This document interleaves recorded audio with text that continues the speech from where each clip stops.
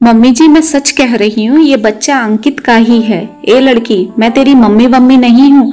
और सुन, तू क्या समझती है किसी के भी गू मूत लाकर मेरे घर डाल देगी तो मैं उसे अपना लूंगी?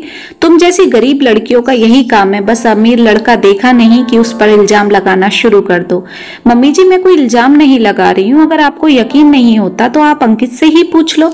अंकित, चुप क्यों खड़े हो? बताओ ना मम्मी जी को, ये बच्चा तुम्हारा है। इशिता ने अंकित की तरफ देखते हुए बोला, मगर अंकित अपनी पैंट की जेब में हाथ डाले मुंह फेर कर खड़ा रहा। ये क्या बताएगा? मैं बताती हूँ। तुम जैसी लड़कियां पहले तो धंधा करती हो, फिर किसी का भी पाप लाकर किसी के सर पर थोप देती हो। अंकित, बताओ मम्मी जी को कि मैंने तुम्हारे सिवा कभी किसी लड़के को नजर उठाकर भी नहीं देखा। इशिता बार बार अंकित से गुजारिश करती रही, मगर अंकित ने एक बार भी उसकी तरफ नहीं देखा। मैंने कभी नहीं सोचा था जिस लड़के को मैंने इतना प्यार किया वो मुझे ऐसे मोड़ पर लाकर छोड़ देगा।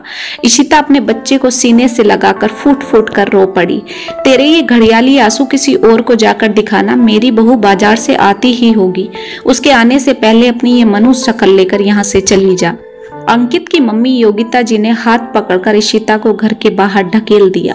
इशिता रोती हुई वहां से चली गई। कुछ देर बाद अंकित की पत्नी सिमरन उंगली में गाड़ी की चाबी घुमाती हुई घर में दाखिल हुई।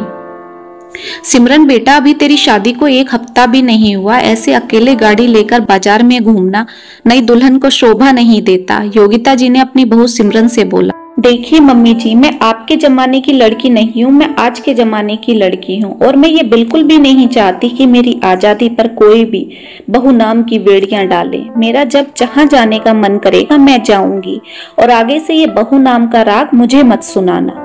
आधे घंटे पहले जो योगिता जी शेर बनकर दहाड़ रही थी, वही योगिता जी अपनी बहू सिमरन के आगे भीगी बिल्ली बनी खड़ी थी। सिमरन अमीर माँ बाप की अकेली औलाद थी। दहेज के नाम पर सिमरन इतना पैसा लाई थी कि योगिता जी का परिवार बैठकर भी खाए तो खत्म नहीं होगा। इसलिए योगिता जी को अपनी बहू सिमरन के आगे झुकना ही पड़ता था।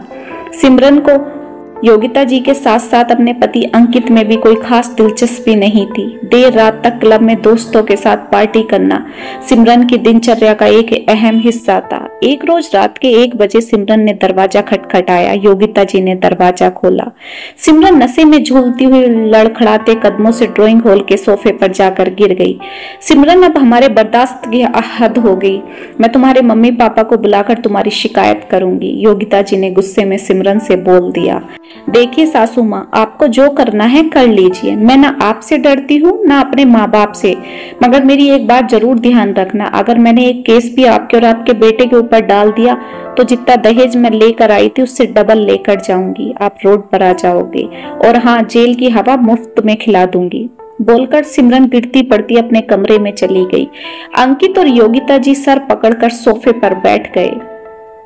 मम्मी, आपके पैसे की भूख ने हमें कहां लाकर खड़ा कर दिया। काश आपने इशिता को इस घर की बहू बना लिया होता तो आज ये दिन ना देखना पड़ता, मगर आपने मेरी एक ना चलने दी।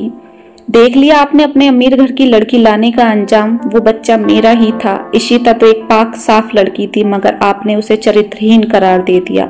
चुप हो जा बेटा, मुझे माफ कर दे। इशिता की सच्चाई तो उसकी आंखों में साफ साफ दिख रही थी, मगर उस समय मेरी ही आंखों पर पैसे का चश्मा लगा था। अपने साथ साथ मैंने तुझे भी ऐसे दलदल में झोंक दिया जिससे निकलना शायद नामुमकिन है।